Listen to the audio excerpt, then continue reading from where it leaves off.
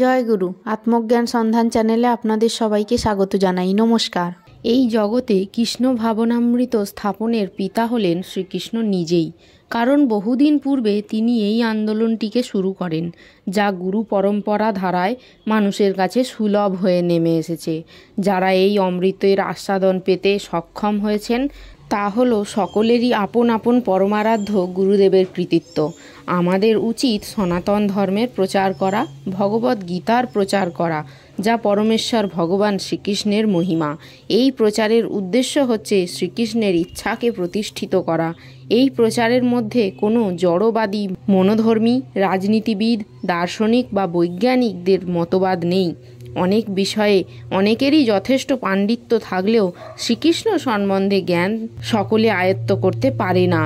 শ্রীকৃষ্ণ যখন বলেন মন্মনা ভব মদ্ভক্ত মদ যাজি মা নমঙ্কুর আদি মা মে বৈশ্যসী সত্যং তে প্রতিজানে প্রিয় হসি মে, অর্থাৎ তুমি আমাতে চিত্ত অর্পণ করো, আমার ভক্ত হও, আমাকে পূজা করো এবং আমাকে নমস্কার করো, তাহলে তুমি আমাকে অবশ্যই প্রাপ্ত করবে।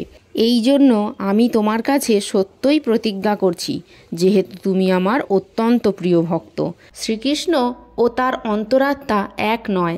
শ্রীকৃষ্ণ হচ্ছেন পরম এবং তার নাম, রূপ, গুণ, লীলা আদি সবই অভিন্ন। গুরু পরম্পরা সূত্রে কৃষ্ণ ভক্ত না হতে পারলে শ্রীকৃষ্ণের এই পরম পদটি উপলব্ধি করা সাধারণ মানুষের পক্ষে সম্ভব নয়। সাধারণত তথাকথিত সমস্ত পণ্ডিত, রাজনীতিবিদ,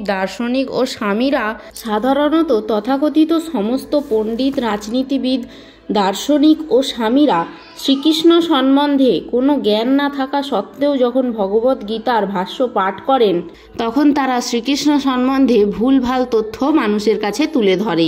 ভগবদ্ গীতার উপর এই ধরনের অপ্রামাণিক ভাষ্যগুলিকে বলা হয় মায়াবাদী ভাষ্য। শ্রীচৈতন্য মহাপ্রভু ওই সমস্ত পাষণ্ডীগুলির সম্বন্ধে সাবধান করে দিয়ে স্পষ্টভাবে বলেছেন, মায়াবাদী ভাষ্য শুনিলে হয় সর্বনাশ। তিনি স্পষ্টভাবেই বুঝিয়ে দিয়ে গেছেন যে কেউ যদি মায়াবাদীর দৃষ্টিভঙ্গি নিয়ে ভগবদ্গীতা বুঝতে চেষ্টা করে তাহলে তার সর্বনাশ হবে। এই সর্বনাশের ফল হচ্ছে ভগবদ্গীতার ভ্রান্ত পাঠক অবশ্যই পরমার্থিক জীবনে পথভ্রষ্ট হয়ে পড়বে এবং ভগবানের কাছে ফিরে যেতে অক্ষম হবে।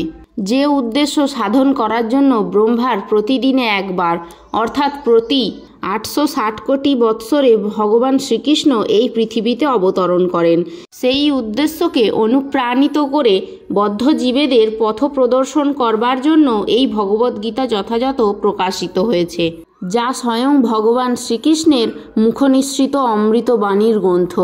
ভগবানের সেই উদ্দেশ্যের কথা ভগবদ্গীতায় বর্ণিত হয়েছে এবং তা আমাদের যথাযথভাবে গ্রহণ করতে হবে।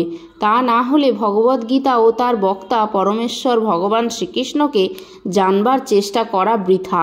ভগবদ্গীতায় ভগবান নিজেই বলেছেন যে লক্ষ কোটি বৎসর আগে তিনি সূর্যদেবকে সর্বপ্রথম এই জ্ঞান দান করেন।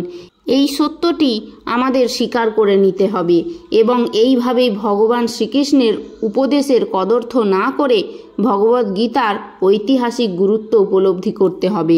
শ্রীকৃষ্ণের ইচ্ছার কথা উল্লেখ না করে ভগবদ্গীতার ব্যাখ্যা করা সবচেয়ে গর্হিত অপরাধ।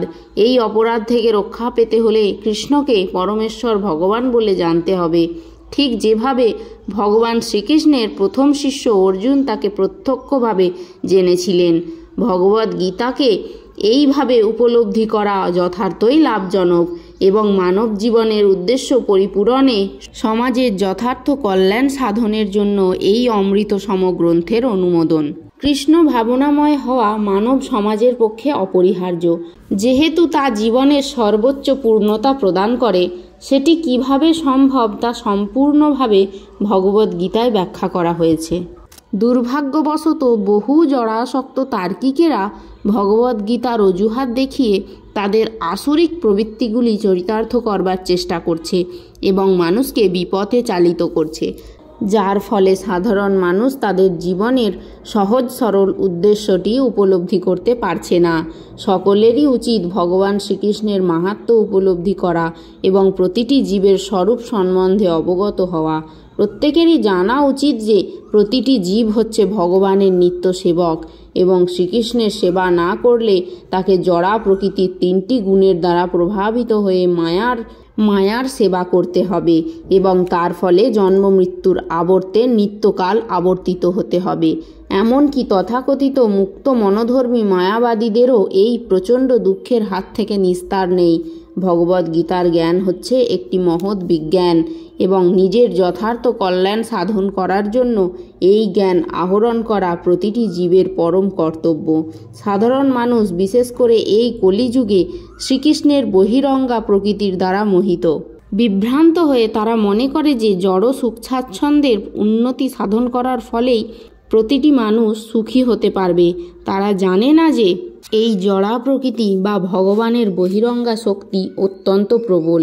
যেহেতু প্রতিটি জীবই জড়া প্রকৃতির কঠিন নিয়মের বন্ধনে আবদ্ধ, ভগবানের বিভিন্ন অংশ হওয়ার ফলে জীব আনন্দময় এবং তার স্বাভাবিক প্রবৃত্তি হচ্ছে ভগবানের সেবা করা। মায়ার দ্বারা মোহিত হয়ে জীব বিভিন্নভাবে তার ইন্দ্রিয় তৃপ্তি সাধন করার মাধ্যমে সুখী হবার ভ্রান্ত ধারণা চেষ্টা করে, কিন্তু সেভাবে সে কোনোদিনই সুখী হতে পারবে না। আত্মেন্দ্রিয় অর্থাৎ নিজের প্রীতি সাধনের পরিবর্তে শ্রীকৃষ্ণের ইন্দ্রিয় তৃপ্তি সাধন করাটাই হচ্ছে তার কর্তব্য।